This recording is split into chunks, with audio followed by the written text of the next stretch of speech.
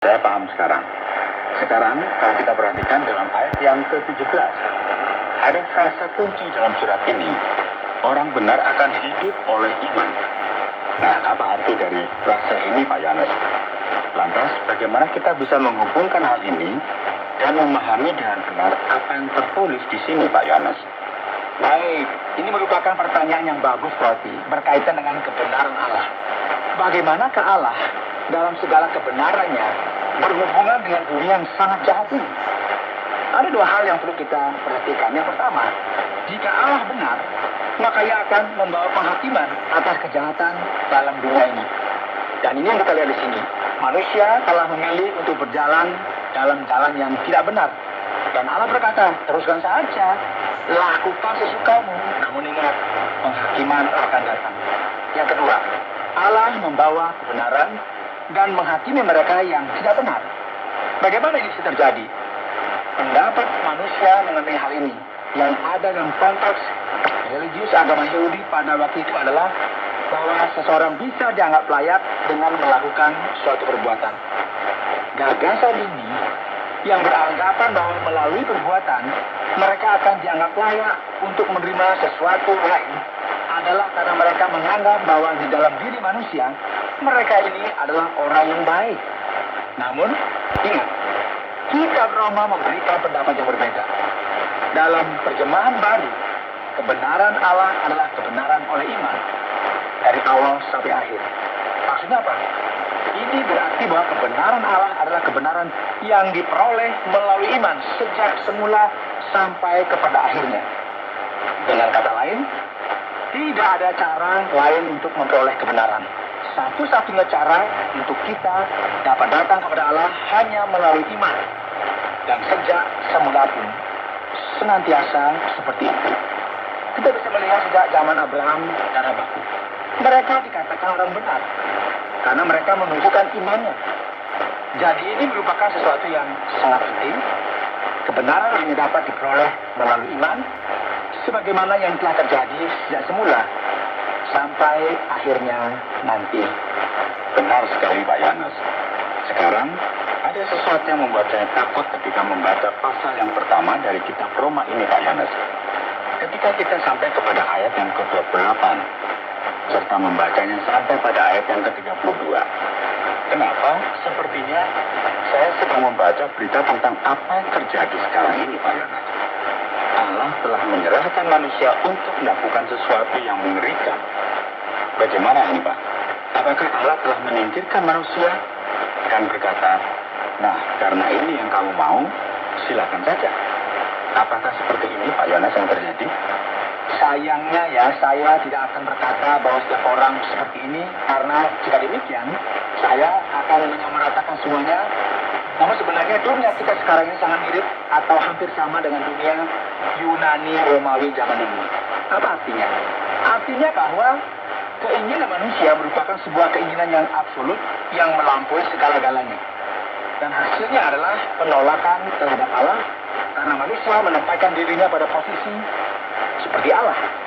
Dan hasilnya terjadilah penyembahan berhala, pergaulan bebas, kemerosotan, dan imoralitas. Di balik semua ini, ada pujian yang narsis.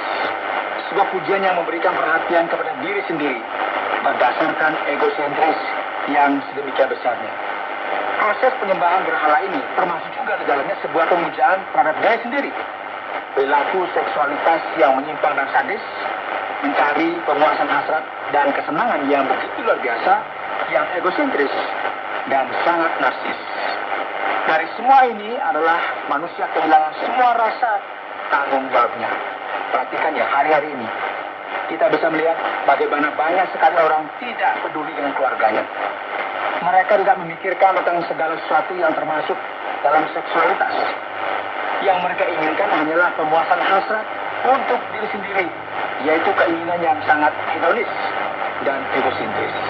Nah, seiring berjalannya waktu, seksualitas ini pun semakin hari menjadi semakin bermasalah, semakin menjijikkan dan melawan. Tindakan yang normal, yang natural, tidak lagi menjadi sesuatu yang nikmat. Dan berbagai hasilnya. Ada ruang kosong yang sangat besar dalam diri manusia. Dan sayangnya, masyarakat yang tidak mengenal Allah merupakan pusat dari dunia ini. Bukannya berangsur membaik ya, manusia justru semakin merosot, terjun ke bawah. Dan sekarang, pada saat yang bersamaan, bukan berarti bahwa kasih karunia Allah tidaklah cukup untuk membebaskan orang yang paling terpuruk sekalipun. Dalam pertama Korintus pasal 6, kita akan melihat bagaimana Allah membebaskan orang dari keadaan mereka yang mengerikan, yaitu di mana mereka menjadi budak bagi diri mereka sendiri. Jadi dalam hal ini, penting sekali bagi kita menggarisbawahi bahwa seksualitas itu sendiri merupakan sesuatu yang normal dan wajar. Namun yang kita lihat belakangan ini dalam dunia tidaklah wajar. Sama halnya dengan makan. Makan adalah sesuatu yang normal. Namun terlalu banyak makan akan mengakibatkan sakit, bahkan bisa mengakibatkan kematian. Demikian juga apa yang Allah ciptakan ini, yang pada awalnya didesain Allah untuk menjadi sesuatu yang memuliakan Allah. Namun jika manusia menggunakannya dengan cara yang tidak persetujuan dan bejat, maka hal ini juga akan mengakibatkan kematian. Luar biasa sekali, Yohanes. Terima kasih banyak untuk setiap jawaban yang sudah disampaikan oleh Bapak. Dan bagi saudara sekalian yang mendengarkan kitab Roma pasal yang pertama ini, mari kita melihat bagaimana kita bisa belajar dari semuanya ini. Saudara, dalam program Jalan 66 kita hari ini, kita telah mempelajari kitab Roma pasal yang pertama, terjun ke bawah. Sebagaimana yang telah kita dengar hari ini, bagian ini memberitahu kita tentang apa yang terjadi kepada umat manusia ketika mereka terpisah dari Allah.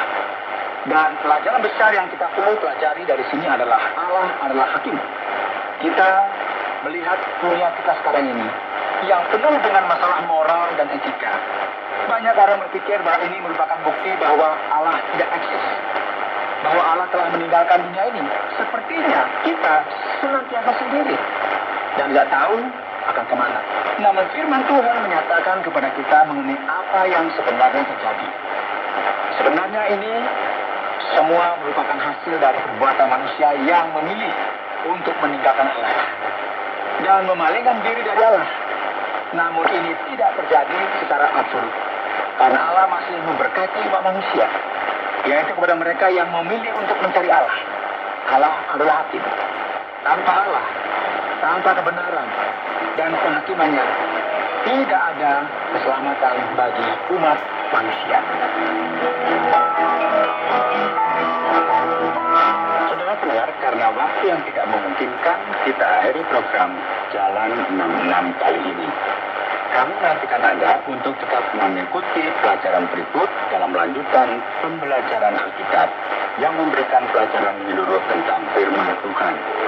Jika Anda memiliki pertanyaan atau berespon terhadap topik berhubungan dalam program ini, silakan menyampaikan melalui WhatsApp ke nomor 081 333 777 386. Terima kasih atas perhatian Anda.